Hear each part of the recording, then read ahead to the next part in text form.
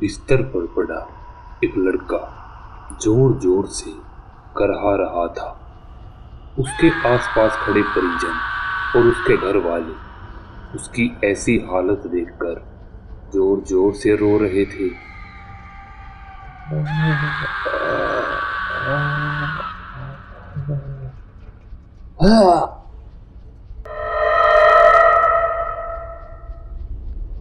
तो आखिर क्यों करहा रहा था वह लड़का?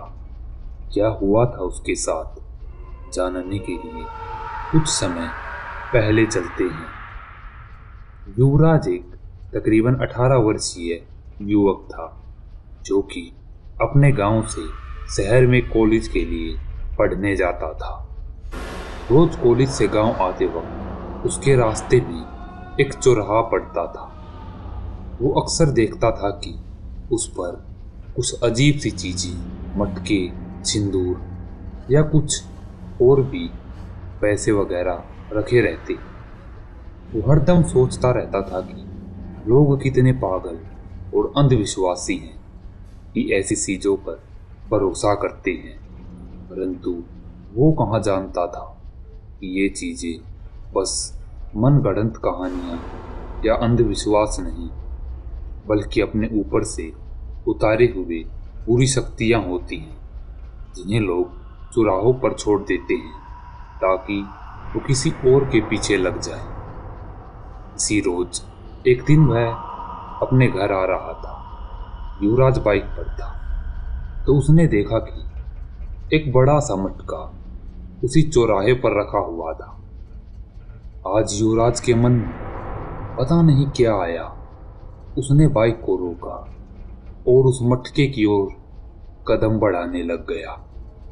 मटके के पास जाकर उसने देखा कि उसके अंदर सिंदूर और 7 प्रकार की कुछ मिठाइयां रखी हुई हैं और उस पर काले काले कुछ दाग भी हैं। युवराज उसे देखकर हंसने लग गया और उस मटके को जोर से लात मारा। साले अंधविश्वासी लोग रोज कुछ ना कुछ रख जाते हैं। ऐसा कहकर युवराज आगे बढ़ने लगा और बाइक लेकर वहां से निकल गया, पर उसका असर उसे तुरंत ही दिखाई देने लगा। घर जाते से ही उसका सर भारी हो गया था। वह बिना खाए पिए ही अपने बिस्तर में जाकर दुबक गया।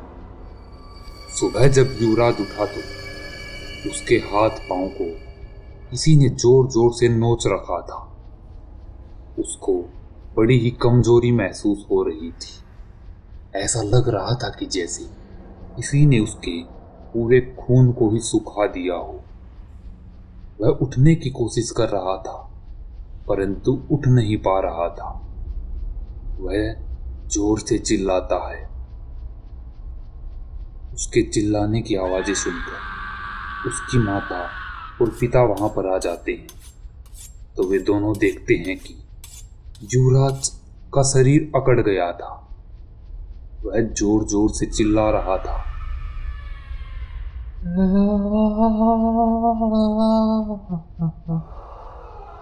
उसके माता पिता और कुछ परिवारजन वहां पर आ गए थे और युवराज की ऐसी हालत देखकर उसकी मां रोने लग गई। क्या हो गया मेरे बेटे को?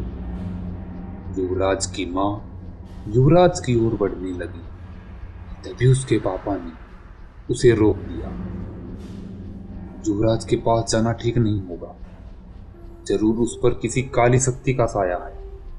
युवराज का शरीर अपने आप कंपन कर रहा था और तड़प रहा था। वो जोर जोर से चिल्ला रहा था। उसके पांव और हाथ अपने आप अकड़ रहे थे और आपस में मुड़ रहे थे। सभी परिवारजन वहां से बाहर चले जाते हैं और युवराज के पापा एक तांत्रिक के पास जाते हैं। वे जब तांत्रिक को घर लाते हैं तो तांत्रिक कमरे में आकर देखता है और कहता है, आप सभी बाहर चले जाएं। तांत्रिक अंदर से दरवाजे को बंद कर देता है। बाहर खड़े सभी लोग युवराज की चीखें सुन रहे थे। तकरीबन 1.5 से 2 घंटे बाद वो तांत्रिक बाहर आ जाता है। उसके चेहरे पर एक अजीब सी उदासी थी। क्या हुआ बाबा? हमारे बच्चे को क्या हुआ? युवराज के माता पिता पूछते हैं, परंतु तांत्रिक की खामोशी बता रही थी कि जैसे कुछ बुरा हुआ है। अब क्या बताऊं मैं आपको? युवराज को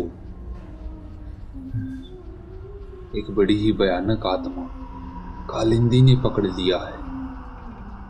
किसी ने कालिंदी को उतार कर उसे चौराहे पर रखा था, परंतु आपके बेटे ने उस चौराहे पर रखे मटके को लात मारकर उसे क्रोधित कर दिया है। अब कालिंदी इसके पीछे लग गई है और अब वो इतनी आक्रोश और गुस्से में है कि इसका पीछा वो मरते दम तक नहीं छोड़ेगी। तांत्रिक की बात सुनकर युवराज के माता पिता दोनों जोर जोर से रोने लगे और गिड़गिड़ाने लगे कि बाबा कुछ कीजिए। बाबा कहते हैं कि मैं कुछ सोचता हूँ, मैं आज शाम तक फिर आऊँगा।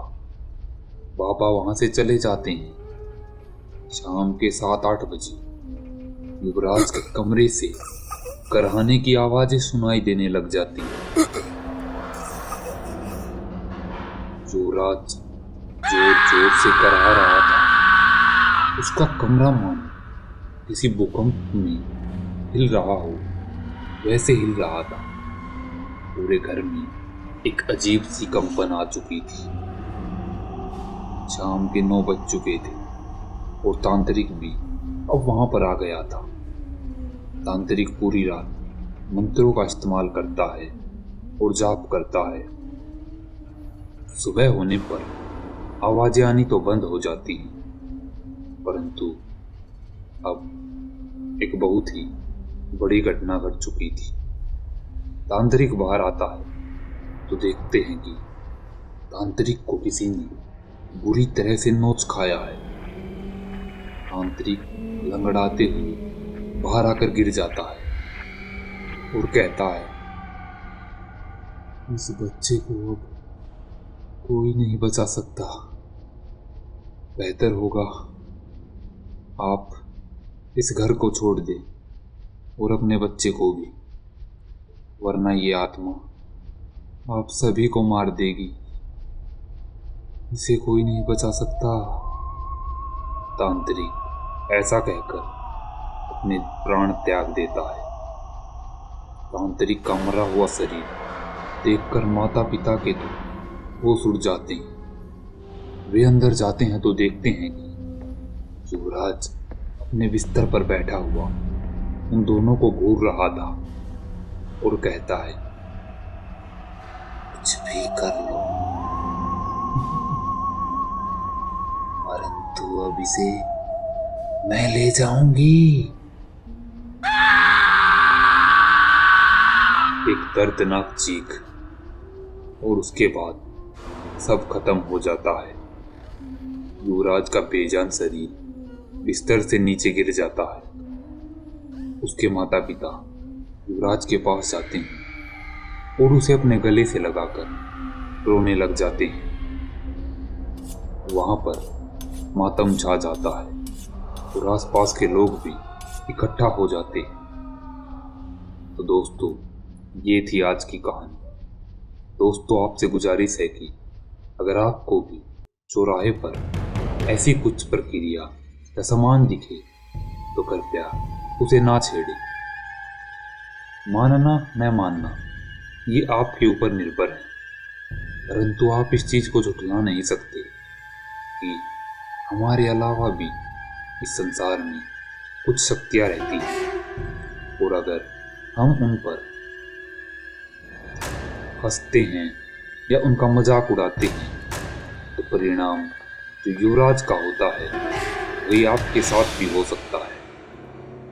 तो अगर आपको चौराहे पर ऐसी चीजें दिखाई दे तो कृपया उन्हें ना छेड़े। तो यह कहानी आपको कैसी लगी? अगर अच्छी लगी हो तो वीडियो को लाइक, कमेंट और शेयर कीजिए। अगर चैनल पर नए हैं तो जल्दी से सब्सक्राइब कीजिए। जल्दी मिलते हैं एक और डरावनी कहानी के साथ।